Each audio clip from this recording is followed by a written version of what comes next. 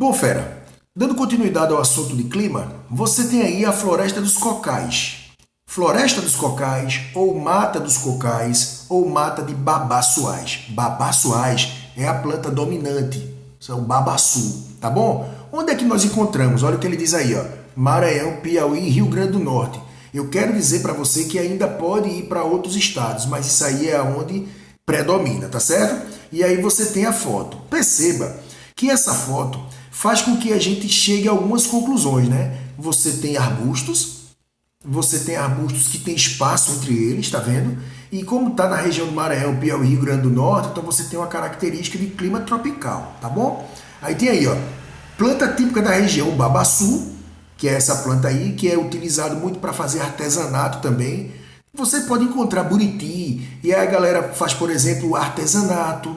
A galera pode fazer, por exemplo, produtos indígenas, né? Principalmente aquilo que o índio bota na cabeça, que é o cocá. Por isso que é o nome Mata dos Cocais, porque se encontra muitas comunidades indígenas nessa região, tá bom? Floresta de babaçu, tem uma importância econômica, tá vendo? Tem sementes de palmeiras, né, que se extrai óleo, folhas que podem fazer casas, fabricação de utensílios. Então veja que é uma região que tem uma importância social e uma importância econômica na região, tá bom? Pantanal Mato Grossense. Pantanal, considerado o menor bioma, tá certo, do Brasil. Ele se localiza no Mato Grosso, mas só que o Mato Grosso é grande. E aí tem um outro bizu. O bizu é Pá. Que bizu é esse? O Pantanal vai se localizar na fronteira com o Paraguai. Então, se ele vai se localizar na fronteira do Paraguai, então, obviamente, que a gente encontra o Pantanal na região oeste do Centro-Oeste. A gente vai encontrar na região oeste do Mato Grosso. Por que é na região oeste? Porque a região oeste do estado do Mato Grosso faz fronteira com o Paraguai. Olha o bizu, pá. Beleza? Então, olha aí. Planície do Pantanal é considerada a maior área úmida contínua do país, né? Formada por uma grande bacia sedimentar, então você vê que é uma região de planície, tá certo? Uma região que tem como característica principal ser inundada, alagada, tá vendo? Este bioma engloba estados do Mato Grosso do Sul e ainda vai para território como Paraguai e Bolívia. Aí ele continua dizendo aí, ó, a planície do Pantanal insere na chamada bacia hidrográfica do Alto Paraguai, que forma tributários do Rio Paraguai provenientes da... Ou seja, é para dizer que é uma região que tem muita água e muita umidade. O clima é tropical semiúmido, chamado de tropical continental, tá certo? Então aí ele está falando das características climáticas, tá bom? A fauna é bastante rica e diversificada. E aí eu quero fazer uma observação. Eu já vi em muitas provas, quando se fala de Pantanal, além de falar da região ser de planície e falar das regiões que são alagadas, não é? Eu vejo muito falar de animal. Eu vejo muito atrelar Pantanal à riqueza, à biodiversidade da sua fauna, animal. Então se liga nisso, quando tiver um bioma que está falando muito de bicho, geralmente ele vai estar querendo atrelar isso também ao Pantanal. Pode falar de animais da Amazônia? Pode, mas é muito mais negócio você falar da vegetação da Amazônia, que é o que domina e o que marca a Amazônia, do que falar dos peixes, que também é importante. Você falar da caatinga, você pode falar dos animais da caatinga? Pode, mas é muito mais futuro você falar das espécies vegetais, da característica de adaptabilidade. É muito mais futuro quando você falar de Mata Atlântica, falar do desmatamento, do que está falando de alguns animais. Quando você fala do Pantanal, é muito característico falar dos animais dessa região, que marca bastante esse tipo de bioma, tá bom? E aí você tem o tuiuiu, o veado mateiro, aí você tem vários, tá bom? E aí ele vem dizendo que abriga uma das mais ricas reservas selvagens, tá vendo? Da região. Alguns locais mais elevados, onde o solo não retém água, a vegetação pode apresentar vegetação típica de caatinga como cactos. Veja aí. Por isso que o Pantanal é considerado uma vegetação complexa. Por quê? Porque nas regiões baixas ela alaga. Então ela tem todo um tipo de vida, um tipo de aparência. Nas regiões mais altas, como assim mais altas? Porque a região do Pantanal, do Centro-Oeste, também tem planaltos. né? E aí você pode encontrar uma região um pouco mais alta que não vai se alagar no período de chuva, o rio não vai transbordar, ou seja, não vai alagar. Então, se não vai alagar e a chuva não é tão grande assim, então ela precisa se adaptar. Então, você pode encontrar algumas espécies do Pantanal, do Cerrado, que tem características de adaptação à seca, como na Caatinga, tá bom? Aí tem áreas de grande que são inundadas, geralmente crescem algumas formações de pastagem para poder fazer a criação dos animais, tá bom? Floresta Atlântica ou Mata Atlântica, né, que também pode ser chamada de floresta pluvial, é a nossa famosa Mata Atlântica, tá bom? E a Mata Atlântica, ela se parece muito com a floresta amazônica, tá bom? E quando eu digo que se parece com a floresta amazônica, então ela é uma vegetação arbórea, ela é uma vegetação de grande porte, ela é heteróclita, percebe? Ela tem uma grande biodiversidade, ela tem folhas grandes e largas que são latifoliadas. Tudo que eu falei lá, a gente traz aqui para a Mata Atlântica. Agora tem uma diferença. O clima, como na Amazônia o clima é equatorial, é quente e úmido o ano inteiro, então a adaptação é higrófila. Higrófila, tá certo? Higrófila. Já aqui na Mata Atlântica, o clima é tropical úmido.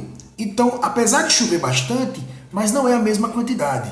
Então aí a gente já dá uma outra característica. A gente chama de ombrófila, que vai se adaptar a essa variação de umidade e de seca. Beleza? Já dá uma variada. Outra diferença é que você não tem aquela divisão famosa da floresta amazônica. Mata de Igapó, né? Mata de várzea e terra firme. Você não tem isso aqui na Mata Atlântica. Beleza? E uma grande marca é que esse bioma foi o mais desmatado do Brasil. Por quê? Porque como ele é litorâneo, no período colonial, quando os portugueses chegaram, eles vieram explorar. Como eles vieram explorar, eles vieram fazer de tudo para adquirir riquezas. E eles começaram, por exemplo, a fazer a exploração do pau-brasil, eles começaram a desmatar para fazer a produção de cana-de-açúcar. Então esse bioma, que no período colonial tinha 100%, hoje em dia, alguns autores afirmam que existem aproximadamente de 3 a 7%. Gente, de 3 a 7%. Tem autor que diz de 7 a 11%. O importante é que quase tudo desapareceu por conta do desmatamento. Então, o que é que se faz para proteger isso? Faz com que as reservas atlânticas que existem transformem em área de conservação ambiental. São áreas protegidas por lei. Então, só para você ter exemplo, aqui no litoral sul pernambucano, na praia de Tamandaré, nós temos a reserva ecológica de Saltinho. Você aqui na região da Zona da Mata, indo para a região metropolitana do Recife, ali no município de Moreno, você tem a reserva ecológica de Carnijó. Então você encontra várias reservas ecológicas no Brasil inteiro para proteger esse restinho. E além de proteger esse restinho, que é uma mata natural, você tem muitos projetos de reflorestamento, aumentando um pouco a Mata Atlântica. Aí você vai aumentar essa quantidade, mas não vai ser tudo de floresta nativa. Muitas delas serão reflorestadas. E aí você tem falando da biodiversidade, vem falando do desmatamento, vem falando das características climáticas, tá vendo aí, ó? Índice pluviométrico de 1.800 a 3.600. Fala que o bioma tem uma relação com o rio perene é aquele rio que não seca, ou seja, é uma região que sempre vai ter água. Aí você tem outras informações, tá bom? E ele faz uma relação aqui muito importante com o mangue, que eu vou explicar depois com mais calma, tá bom? Então é uma vegetação litorânea, que tem uma grande biodiversidade, que vem passando por desmatamento, que precisa de adaptação, se espalha por várias partes do Brasil, ela é heteróclita e ela tem uma coisa importante, que eu preciso falar para vocês, que é essa expressão endemismo. O que é que eu quero dizer com isso? Quando você ouvir essa palavra endemismo ou endêmico, significa dizer que você vai encontrar aquilo só ali. Então, por exemplo, na Mata Atlântica existem plantas que só se encontram ali. Então, aquela planta é endêmica daquela floresta. Beleza? Dos biomas do Brasil, a Caatinga, ela é o único bioma endêmico do Brasil. O que é que significa dizer? Que você só encontra Caatinga no Brasil. É um bioma endêmico do Brasil. Então, a Caatinga só se encontra no Brasil. O que eu estou dizendo aqui é falando de uma planta. Então, existem plantas que são endêmicas de certos biomas, ok? Então, por exemplo, você vai encontrar certas plantas em biomas diferentes. Você pode encontrar, beleza? Você pode encontrar uma planta no sul do Brasil, a mesma planta no centro-oeste. Você pode encontrar, beleza? Você pode encontrar em biomas diferentes, mas tem plantas, tem espécies que você encontra apenas naquele bioma. Então, quando você tiver uma coisa que é particular apenas dali, a expressão é endêmica, é endemismo, beleza? Então, aqui possui alto grau de endemismo devido ao processo de evolução das espécies em áreas isoladas, ou seja, você encontra nessa região, tá bom? Aqui você tem exemplos de espécies de animais, e aí fica mais a título de curiosidade, a título prático de prova, eles não vão cobrar. Quantas espécies de mamíferos? Eles não vão cobrar isso, tá bom? Passa por uma alta degradação ambiental, como eu falei para vocês. Olha o que ele diz, resta apenas, 8% da mata original. Lembra que eu disse que tem autor que diz de 7 a 10, de 11 a 3? Você não vai se apegar a isso. 8% da cobertura original. Ou seja, que intocada. Agora, se você for analisar, você vai ver que no total tem mais. Por quê? Porque houve reflorestamento, tá bom? E ele diz aqui, é necessário que sejam adotadas medidas eficientes para a conservação, que é exatamente o que? A criação de unidades ambientais e reservas ecológicas, que pode aparecer na prova duas siglas. Pode aparecer UCS, o que é UC? Unidade de Conservação Ambiental, no plural, ou pode aparecer APA, Área de Proteção Ambiental. Qualquer uma dessas duas pode aparecer na prova. Significa o quê? Criação de uma reserva ecológica para proteger e manter a biodiversidade desse ecossistema. Beleza? Os campos, ou os pampas, né? Que se localiza no extremo sul do Brasil, tá bom? Geralmente ali na fronteira com o Uruguai, tá bom? E a Argentina. É um bioma que você encontra em outros países. E se você encontra em outros países, ele não é endêmico, beleza? Por exemplo, você pode encontrar na Europa com o nome de steppes. Você pode encontrar, por exemplo, em outro lugar com o nome de pradarias. Mas aqui a gente chama de pampa, de campos sulinos. E esse sulino aqui, deixa eu botar para baixo um pouquinho. Esse sulino é para você entender que encontra no sul do Brasil.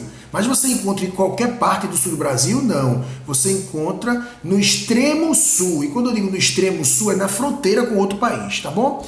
E aí ele vem dizendo que é uma vegetação, como você pode ver, que a vegetação é de pequeno porte.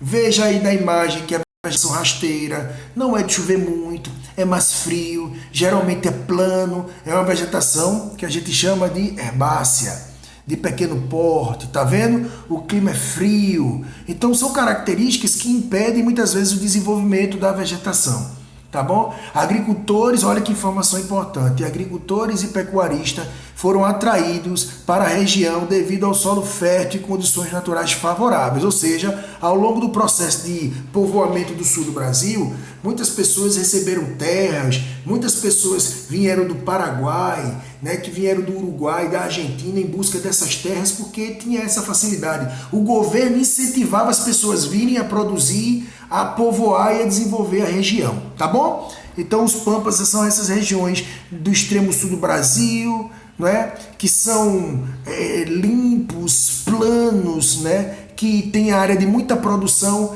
agrícola. Também passa por queimadas ilegais, por quê? Porque já que eu quero plantar, eu preciso limpar. Então muita gente faz esse tipo de queimada, gerando poluição do ar, degradação do solo e perdendo os nutrientes. Também você tem biodiversidade nessa região.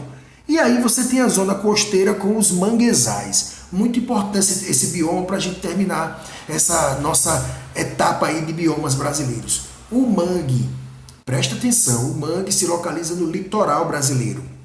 Ele é um bioma chamado, vou colocar aqui, viu papai? Vê que coisa legal, mamãe que está assistindo aí, que vai assistir. Ele é um bioma chamado de flúvio marinho, porque ele se encontra no encontro do rio com o mar. Beleza? É um bioma que se encontra na região do rio com o mar. Por isso é que é flúvio marinho. É uma vegetação costeira, litorânea. Ok? Presta atenção comigo, tá bom? O que é que acontece? Se você analisar direitinho, perceba que como se localiza na região do rio com o mar, o que é que vai acontecer? Quando a maré está cheia, que a gente chama de pré-mar. Presta atenção que eu vou fazer aqui o desenho. Quando a maré enche, sabe o que é que acontece? A água do mar invade esse mangue aqui, ó. Então essa planta fica dentro d'água.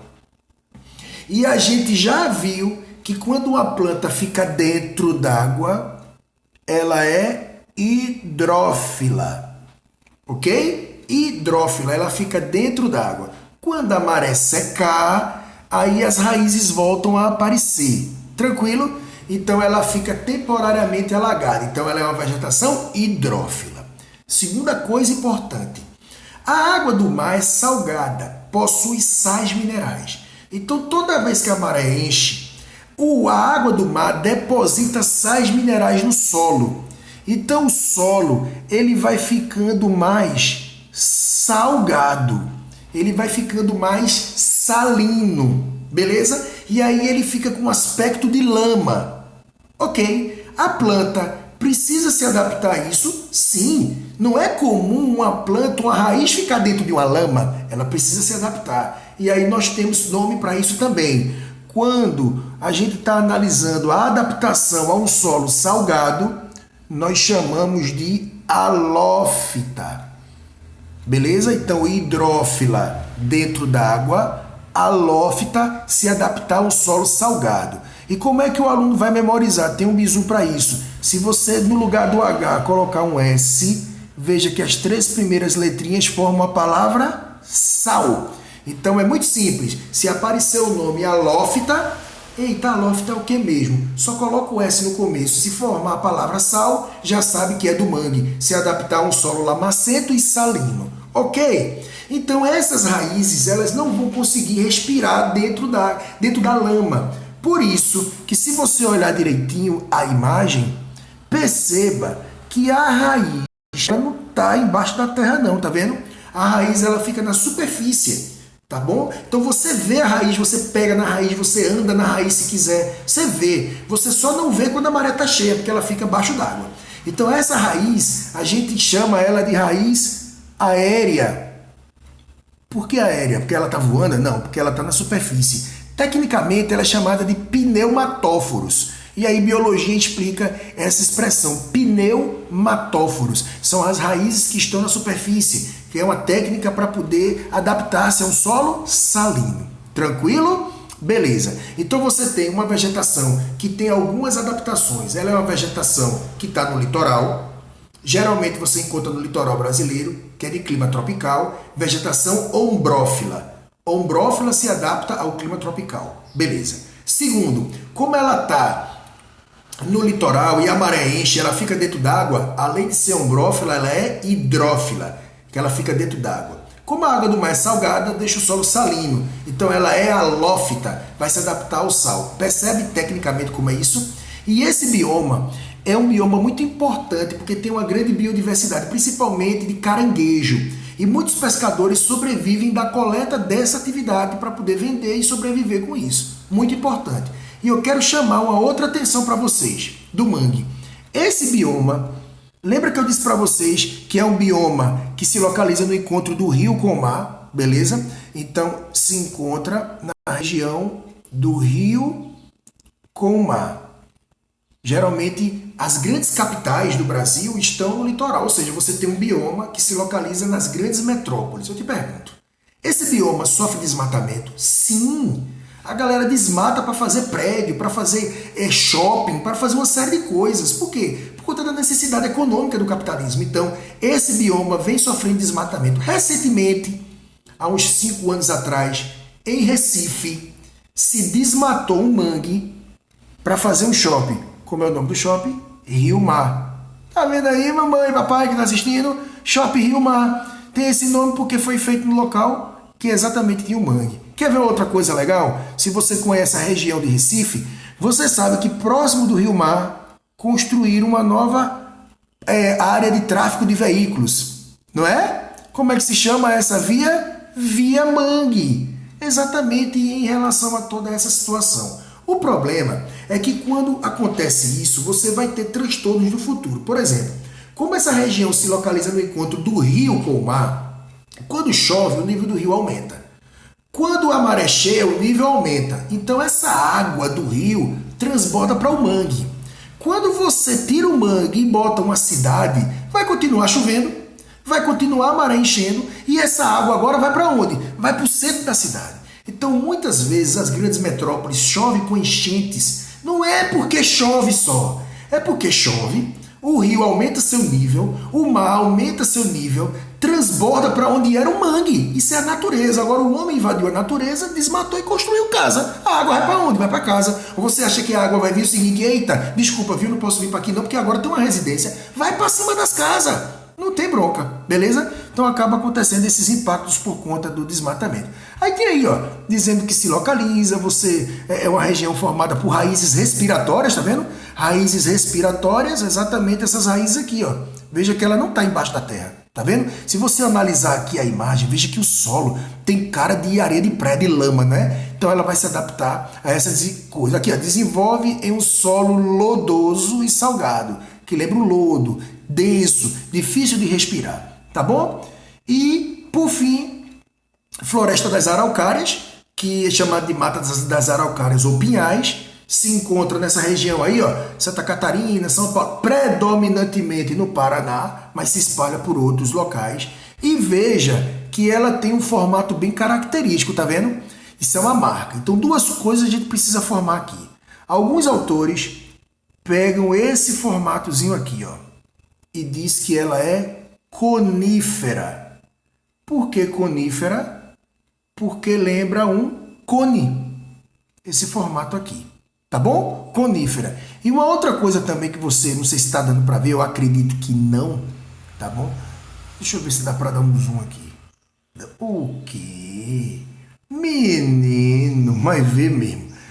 Se você olhar direitinho, aqui no topo da copa você vai encontrar essas folhas assim, ó, compridas, tá bom? Porque não dá para ver que está muito longe, mas você vai encontrar esse tipo de folha, tá bom? O que é que vai acontecer com essa folha? Primeiro, como você encontra ela no Paraná, em São Paulo, o clima é temperado. Como você já estudou o clima, sabe que o clima temperado tem as 4 estações. E eu já falei aqui na aula de bioma. O que é que acontece no outono? As folhas caem. Então você pode ter uma folha dessa caindo do pé. E quando a folha cai do pé, a gente chama essa folha de aciculifoliada, ok? Então nessa região você tem isso. Além disso, essa folha comprida tem nome. É chamada de aciculifoliada. É o nome científico para essa planta. Eu vou logo tranquilizar vocês que a título de prova é muito comum quando se fala de mata das araucárias ou mata dos pinhais, falar exatamente da localização e dessa característica da folha cair. Pode aparecer a expressão aciculifoliada? Pode, é um nome muito grande, aciculifoliada, esquisito. Por que esse nome é esquisito? Porque essa planta é esquisita. Tu já viu uma planta dessa? Uma folha comprida que parece uma agulha? Não é esquisita? Então, o nome esquisito, aciculifoliado, você associa a ela, tá bom? Então, vamos dar aqui uma diminuição no zoom para que você entenda. Essa região é chamada de pinhais por quê? Porque tem um fruto aqui chamado pinhão manso, que a galera usa para fazer com a sua semente artesanato, utiliza-se na culinária, é uma região que passa por desmatamento também. Então essa é a grande característica do bioma que você está vendo aí nesse momento. Beleza, gente? Então fiquem com Deus e até uma próxima aula, um próximo assunto.